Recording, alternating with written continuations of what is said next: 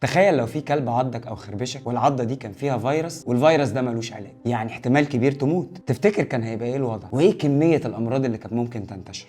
تحياتي، يا رب يومكم يبقى جميل. في عالم كيميائي فرنسي اتولد سنة 1822 اسمه لويس باستر. باستر واحد من أهم رواد علم الأحياء الدقيق، العلم اللي بيدرس الكائنات الدقيقة اللي مش بنشوفها بالعين المجردة، وبيهتم بعمل لقاحات ومضادات حيوية للحماية من أخطارها. العالم ده كان ليه تأثير كبير جدا في مجال الطب ودراسة الفيروسات وطرق علاجها، مع إن لويس باستر في طفولته ما كانش فيه أي حاجة بتقول إنه ممكن يبقى عالم أو طبيب. كان بيحب الرسم والتصوير والأدب والشعر، يعني ميوله غالبا فنية مش علمية. لكن لما كبر شوية وبدأ يتعرف على مواد زي العلوم والرياضيات شغفه ابتدى يتغير، بس ده ما يمنعش إن حبه للفنون كان لسه موجود. سنة 1840 حصل على بكالوريوس في الآداب والفنون، وهنا ما اقدرش أقول زي الناس ما بتقول إن صاحب بالين كذاب، لأنه سنة 1842 بقى معاه بكالوريوس للعلوم من الجامعة الملكية، وبعد البكالوريوس أخد دكتوراه في العلوم سنة 1847. وما عداش وقت بعدها بأقل من سنة بقى أستاذ الكيمياء في جامعة ستراسبورغ، يعني في خلال 10 سنين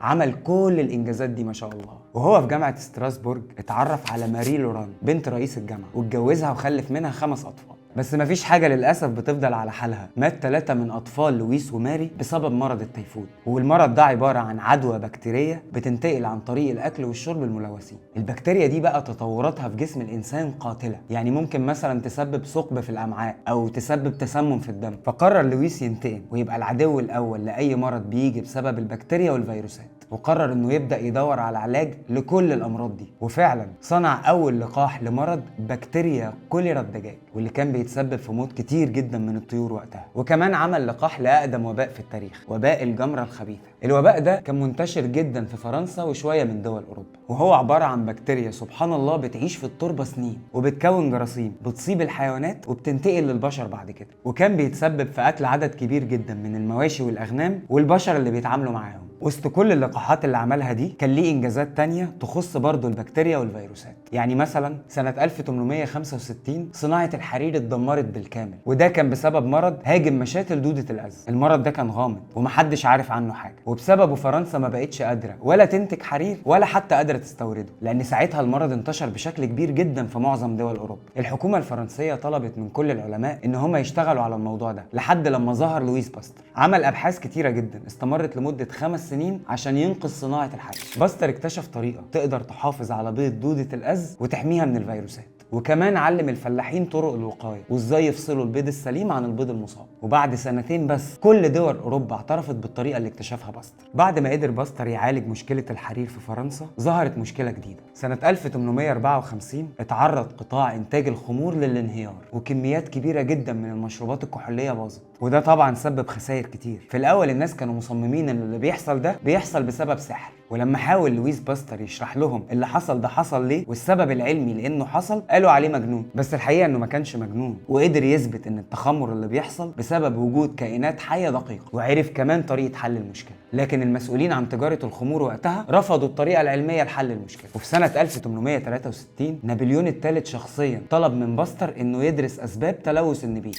وطلب منه انه يحاول يلاقي حل. وبالفعل باستر ما تاخرش وقال له انه هو فعلا عنده حل، وبدا يشرح له العمليه العلاجيه هتتم ازاي. وكانت فكرته العلميه انه يسخن النبيت في درجه حراره تتراوح ما بين 50 و60 درجه مئويه عشان يقتل البكتيريا والعفن اللي موجود. العمليه اللي بعد كده اتعرفت باسم البسطره، ايوه زي ما سمعت كده، بسطره نسبه للعالم لويس باستر. وبسبب البسطره حافظ على منتجات كتير جدا من التخمر والفساد، وانقذ صناعه الخمور من الانهيار.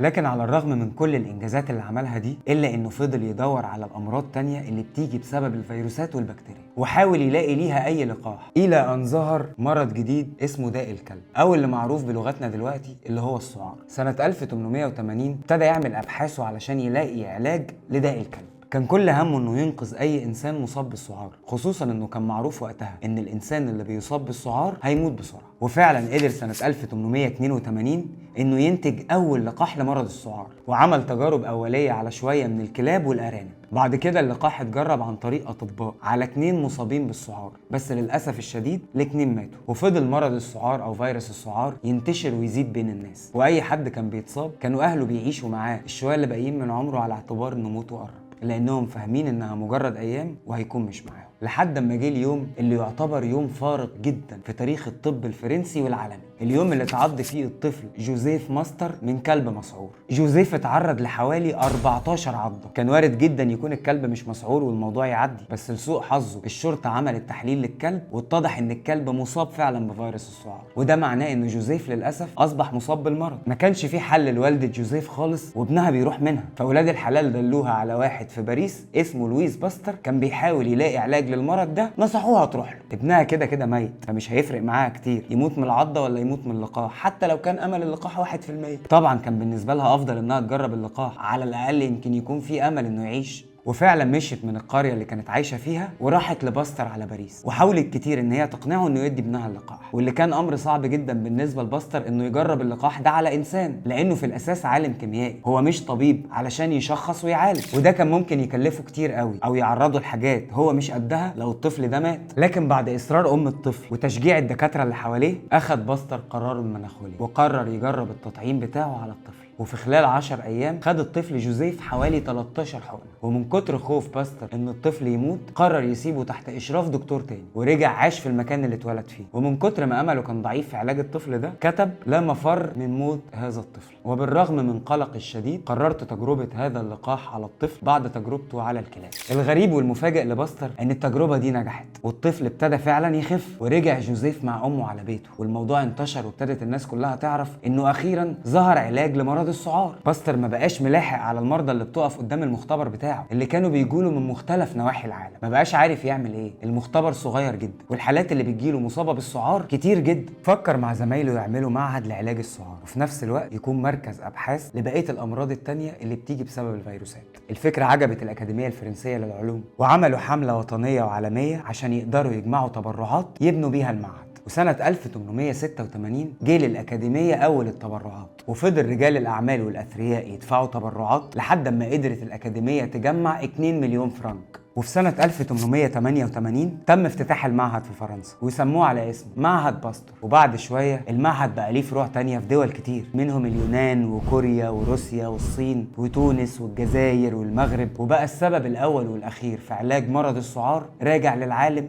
لويس باستر. ولولا ان هو فقد اولاده ما كانش ولا هيحارب الجراثيم ولا هيحارب الفيروسات ولا هيخترع لقاحات.